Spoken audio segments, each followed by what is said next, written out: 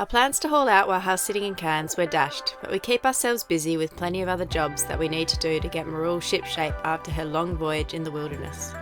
A new friend shows us the fantastic catamaran he is building in his backyard. So many carbons. Troy talks ropes and outboards, and our wind generator gets a long-awaited upgrade. See how excited I am when things live up to their promise?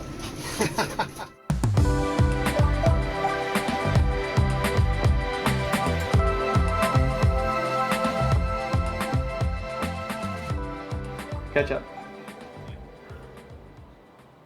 Did he have a missed call from you? He was responding to missed calls, but he's already got back to me and we've already worked out that I'm not going there. Yeah. Because it's too late. Yeah. Well, I just got off the phone to all 3 slip yards in Cairns and all of them are booked out until after we want to leave Cairns. So Yeah. what are we going to do, Pascal? We can't do boat yet refit videos. We're still going to patch up the porta boat. Yep. So some people have been asking us about the porta boat. We might do a little bit about that. Yeah, we want to do a porta boat video, and so we can do a porta boat video and a porta boat refit video, Porta boat maybe refit combined. video. Yeah. And then we'll also be pulling the head sail off and repairing that because the protective fabric on the edge of the head sail came away while we were sailing down the coast. So we'll still be doing that. So yeah, for us, I guess now it's There's a plane. there's a plane flying over. Just wait. The Serenity. And I've got a couple of other things that I've got planned, but I don't want to mention them now. Right. A bit more of a surprise. One of our free-range crew, David, had offered to help us refit our dinghy, but first we really wanted to see the amazing catamaran he was building in his backyard. Just the shed he built was impressive, but the boat was a real work of art and the finish was exceptional. We had a lot of questions about the construction, and David was really generous with his time. From the hulls down, that's infused foam. It's basically scored foam which has been put in a vacuum bag and then resin's been infused into the actual hulls with the glass either side. And then above, from roughly just above the waterline above, is all polychloride. So that when you've got resin infused foam, does that mean if you hold it, the water wouldn't be able to spread through and do widespread damage like we've seen before? Yeah. You actually see on the foam it's actually scored in little squares, and to get the foam, to get the resin from the outside where it's introduced to the inside of the glass, it actually goes through these little score marks in the foam, so it wets both sides of the glass at the same time. Yeah. Modern shipbuilding. Yeah, exactly. We're all done with vacuum. Well, this is pretty awesome effort for your first time building a boat. It's like this is. I call it my IKEA boat when it arrived because it arrived in one great big flat pack and tubs and tubs of resin and a set of plans, and off you go. Would you do it all again? In hindsight? I mean, you're going to live on this boat now, Yes, and you'll be true. proud of it. Yes. But in hindsight, if I had my time again, I would say no. I wouldn't build a boat again. but you wouldn't have quite as much knowledge now. That's true. Like you are essentially a shipbuilder now. I'm a long way from being a shipbuilder. Maybe not a shipwright, but yeah. No, but at least I know all the systems, where everything's run, how it's all put together. I've made the selections of the gear that's been introduced.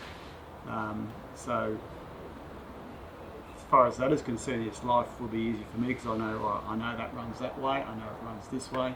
Yep. That's easy. But as I said, if I had my chance again, I would probably go about it a different way. I'd probably buy a used boat and strip it and redo it. There's no way to avoid learning. No. If you're on a boat, is there really? Exactly. Sooner or later, the rubber meets the road. Exactly right. Yeah, so everything's made to suit. Like the seats be made to suit, the instrument panels be made to suit. It's different from what the plan was. Yep. So yeah, everything fits together. I've already bought the stuff and pre-fit it, so I know it's going to fit. Hopefully when we get to the stage of putting it together, it should be plonk, screw it in. It's a shame we didn't come a bit earlier and see some of the fairing because it's a really great job. It's an art, and I did have professionals come in to do the fairing for me. Yeah. And you can tell. Yeah. It's all beautiful. Yeah. Even the painter has told me that whoever did the fairing did an absolute wonderful job. Just a beautiful job. As you can see from just inside the lounge area there. You see the old advertising for the clans when they say sleep 6 in comfort. Yeah. Like that settee is supposed to be a double berth. Exactly right. I don't know. Things have changed. Like, when you and I were kids, a 30-foot boat was a big boat. Right. Yeah, and By people's expectations, and the fact that mine's got a head in it. A toilet, if you know what a head is. Yeah. So when we were kids, a 30-foot boat was a big boat, and then the average became 35 foot, and then it became 40 foot, and then it became catemarans or whatever. So, yeah. And I think quite a few people watch our channel and they, oh, you're cruising like it was done in the 70s. So that's pretty much exactly what you're saying. Yeah. I like this feature as well. So this is, people come on the boat when you've got guests and they leave all their iPhones and stuff laying around, or they're reading it. Not on your boat, you lift it, you chuck it in, they'll be charging. Yep. Close it and forget about the That's a outside cool world while you feature. go and enjoy yourself. A bit like an old school desk. I'm incredibly envious of all the storage. So there you go, people think that we're just mono people, but no, we appreciate a fine catamaran as much as anyone should. And so down in both hulls is sort of, Yeah, well, one- no, you're going to have a kitchen up here, which is unusual Galley up. for a cat. Yeah. Yeah. Well, there's two schools of thought. There's galley up and galley down. I like galley up. Some people say if you're a long-term cruiser, you should have it galley down because you can hide the mess. Galley up, it's like most modern houses. Where's the central point? The in the kitchen. house? It's in the galley. Yeah, I've had many a kitchen party. Yeah. So people just standing around, helping with the cooking, glass of wine, having a good Yeah. old natter. And this is why I decided to go galley up. This window here actually opens up, will open straight out. So the actual galley then becomes part of the cockpit. So Is there going to be a barbecue out the back as well? I will. Or way out the back? I've just bought a Weber, which will be fair enough. Yeah. Well, we've visited other people, and then you're sitting around the table, and then one of those people Has to go down to make food. and they'll pipe up to their conversation periodically. But if you're here, you can see if someone needs a hand, you can quickly dive up, do some stuff. They can we can chat away and get back to it or whatever. Yeah, it's still part of the conversation. You're It's not a nice tucked flow. away. Yeah. So many cupboards. 3 bedrooms. Could have a party on this boat. Could have a serious party. I like these steps going up to the bunk.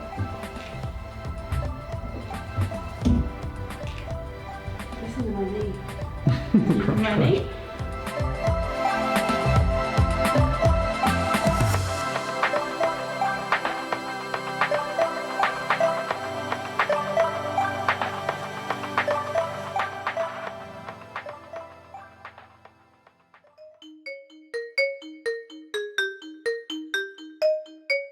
Here we are at the dog park, and we're running Troy's dog.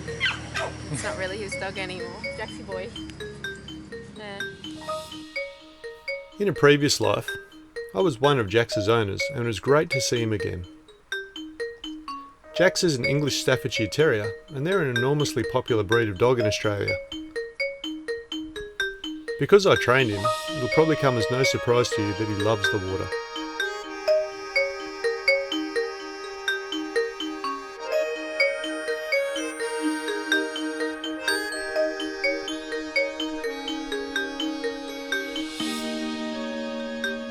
Staffordshire Terriers, or Staffies as they're called, are very popular in Australia because of their personality and their tenacious nature.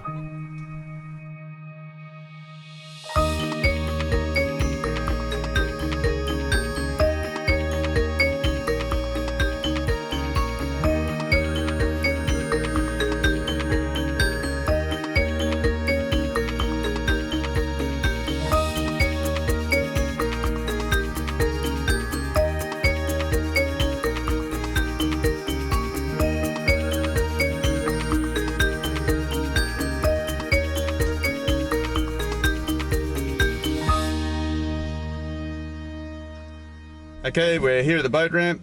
We're about to go out to the yacht and pull the sails off. How many sails you pulled off boats before, Pascal? 0. It shouldn't be that hard. I pulled the spinnaker down a few times. That's right. Yeah, we got to drop the sail, and the biggest challenge, I guess, is folding up a sail on a very, very small boat, just because there's no room to do it. But we'll see how we go. Okay, let's go and do it.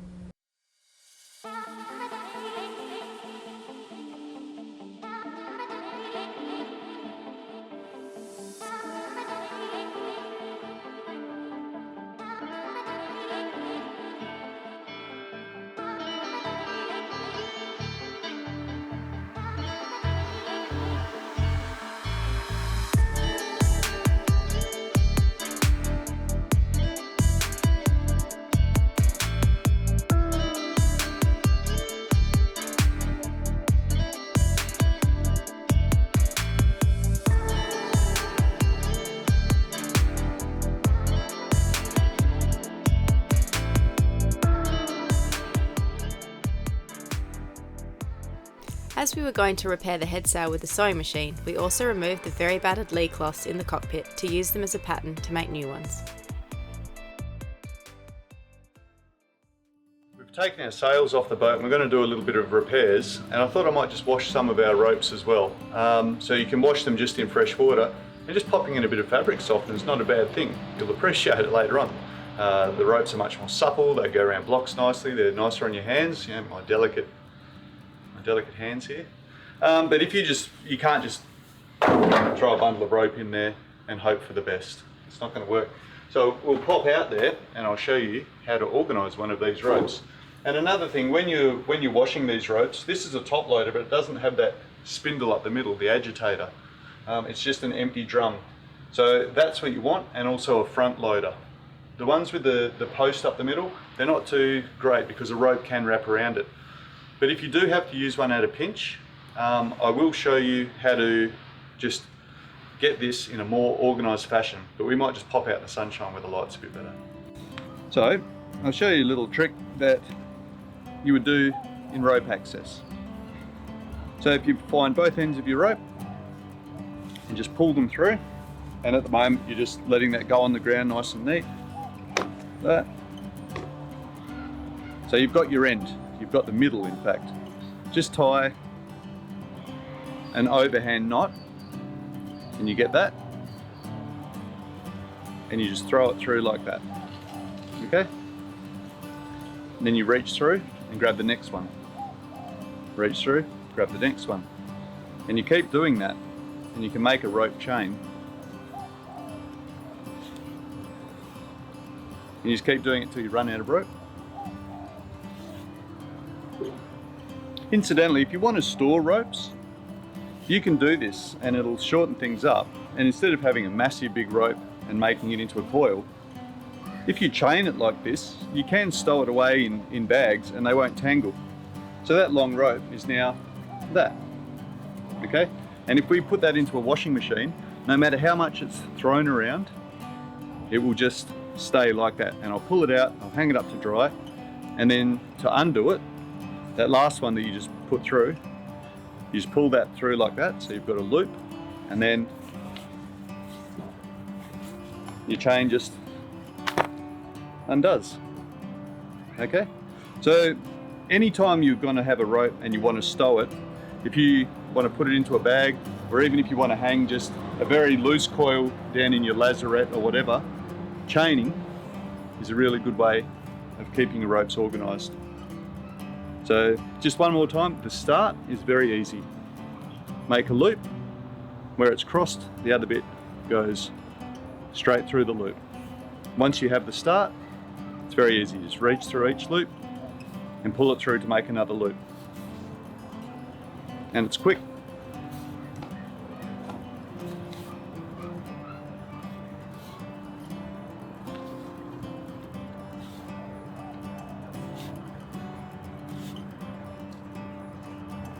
And the finish, you just pull it through. Yeah. All right, so there's our nicely organised rope. It's not going to knot up. It's not going to come out a mess. It'll come out just like that, but cleaner.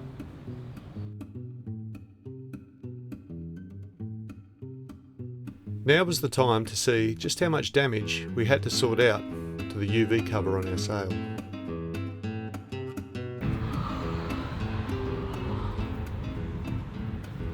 So pretty much disintegrated in the wind like I feared. So basically what we need to do, Get a patch. we need to go to our other, we need to sew that up right there. And see, this is how this, see that?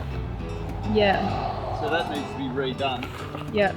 Lots of it's come apart, and it's because this white thread just doesn't do well in UV at all.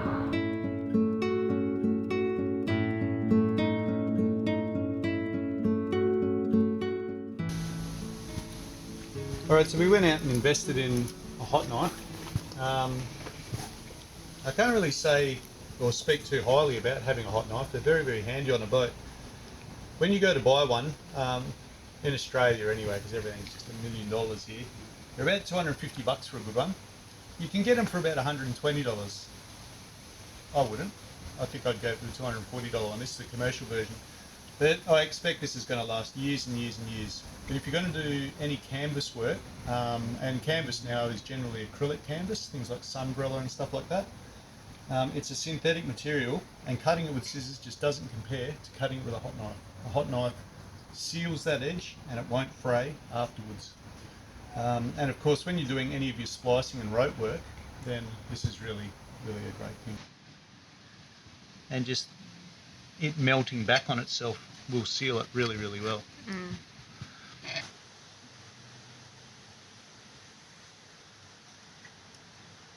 Nice. Does a really good job, doesn't it? Yeah, that's just like right to the edge of where the fray was. So Yeah, and it's it doesn't sealed. look that neat, but I've kept as much of the fabric as we possibly can. Now what are you mucking around with there, Pascal? Basting tape. What's basting tape? Really good for your sewing projects. It's double-sided tape. It doesn't gummy up your needle. You kind of use it instead of pins, or instead of sewing a seam and then sewing it again. You can see that the sailmaker was using it when they made the sail. Huh, all right. Now for the fun bit. It is the fun bit.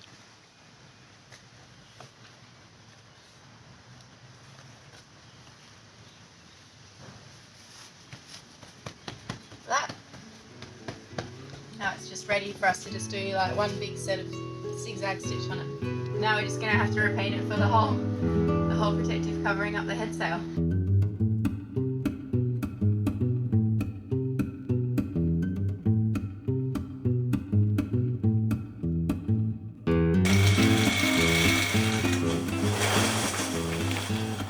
Another glamorous day in the life.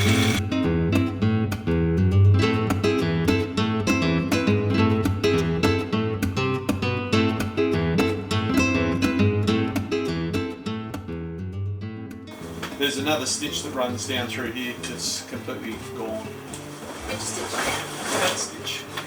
So that came down through here Oh yeah. into that. Oh. So that's gone as well. That's all pulled out. Oh. Was there one here that's And gone?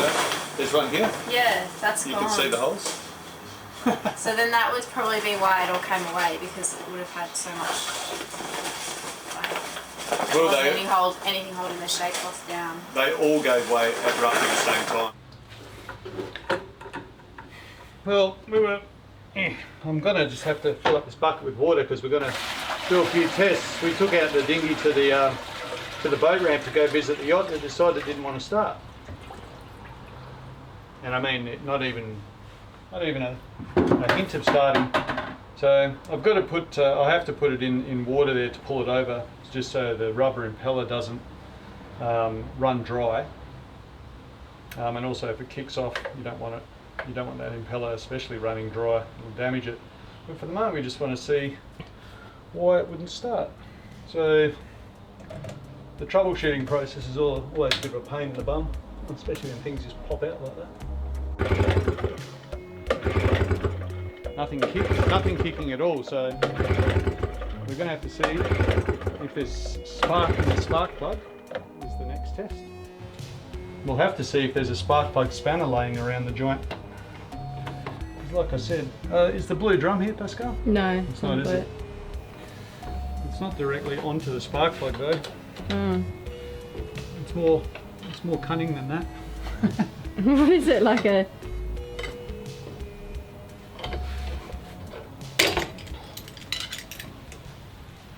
She's out? How did you do that? Gripping the multi-grips onto a short-bodied, what was this, 1316 I think? Yeah, right. Yeah, 13. That's why it was hard to find us 1316. Well, you know, like somewhere there would be a spark plug spanner, but it's someone else's shop, so I don't know where to look. And I started looking, and There's a lot there. it was finding a needle in a stack of needles. It seems a little wet. Explain why it's not starting. So I'm tipping that my little hose down was a touch vigorous, and perhaps a little bit went down the throat of the carburetor. and wet that cylinder. So you got water in the carby again. And water in the spark plug so it won't fire. May have, yeah. That's what you suspected, huh? Or did you think it was in the magneto? I thought it was in the magneto itself, which would be a lot easier to resolve. But we'll see. But just looking at that spark plug gap looks greater than 1 millimetre.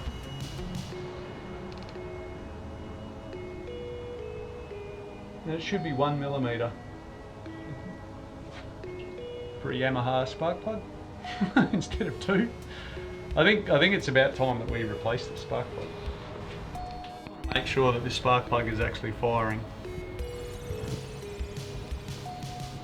So what you need to do is, it's always good to hold high tension leads with something other than your skin because you'll get a nice shock out of it.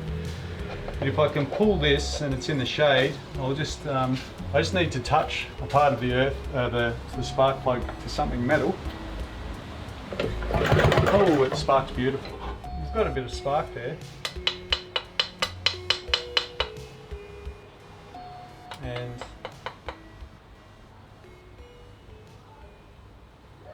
that gap is too much. You know what you don't do with a spark plug? You don't tap out and tap down the end of the electrode with a screwdriver to make the gap better. Do ya? Only someone incredibly dodgy would do that. But I'm going to replace this spark plug because look at it. It's too cheesy. It's had a lot of service in the field. I think it's time for a holiday for that Let's see the spark plug. It looks pretty cheesy. I think we're ready for a new spark plug. Yeah. Does that mean you're going to nick to the Yamaha store and get one? I'm going to throw this back in. Oh, and you replace it. And I'm going to go and actually buy a new spark plug and a spare spark plug, because my spare spark plug looks like that. Because this was the spare spark plug once. Oh, right. And then that's right, we tried to get another one, but there wasn't any. Let's just hose down inside of that with a bit of inox. What's inox? Water dispersant. WD-40. More or less. Arose by any other name, Pascal. Do you need me to help you there? You never do. I don't know why you'd want to start now.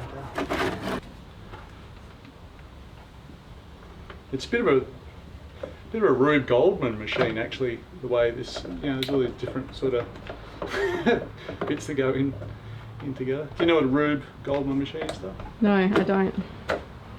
You know the old mousetrap things where you push the ball and it goes down a lever and knocks a seesaw? Oh, yeah. I worry about your education sometimes.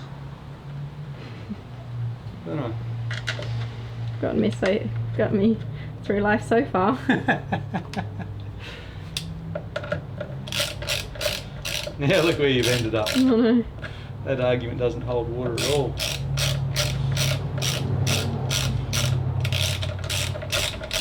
You wouldn't be putting up with my nonsense. You were that smart.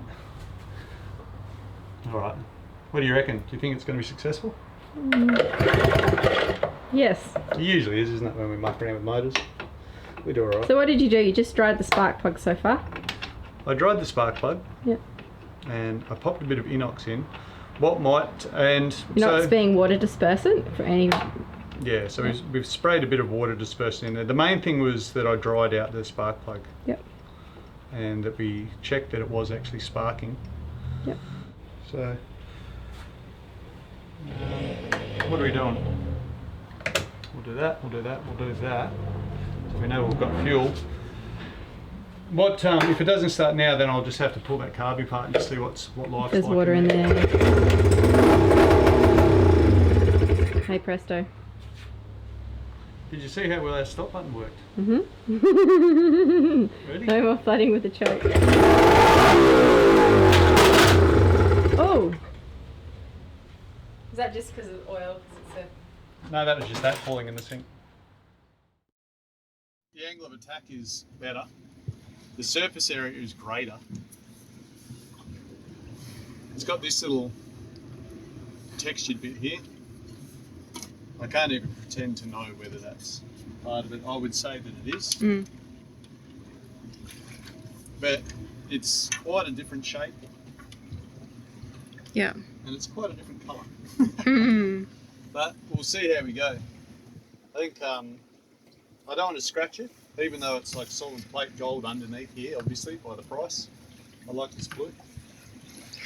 Look, this one, something's horrible's happened to that at some stage too. Yeah. Somewhere between here and Margaret Bay. Yeah. Isn't it? But these are old blades, so They're flimsy as well, right? well they feather. They're Yeah. designed to feather out.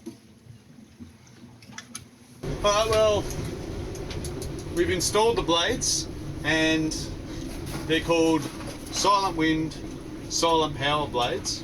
There's a little orange sticker on here and it's quite a startling number. So we're going to turn it on and we'll see if we got our money's worth. Oh! I can't hear anything. It's like a whisper. They're called whisper blades, aren't they? I don't care what they're called. They're awesome. Worth the $600. Oh, Listen to that. it's hard to describe how hour after hour of the noise from those old blades just exhaust you. See how many amps it's putting out. Well, okay, we're going to have to promote them, aren't we? Really? Silent, yes, that's true. Power, yes, that's true. Well, like they're pumping out way more amps than they ever did. Well, and their blades, so that's true. This is all true.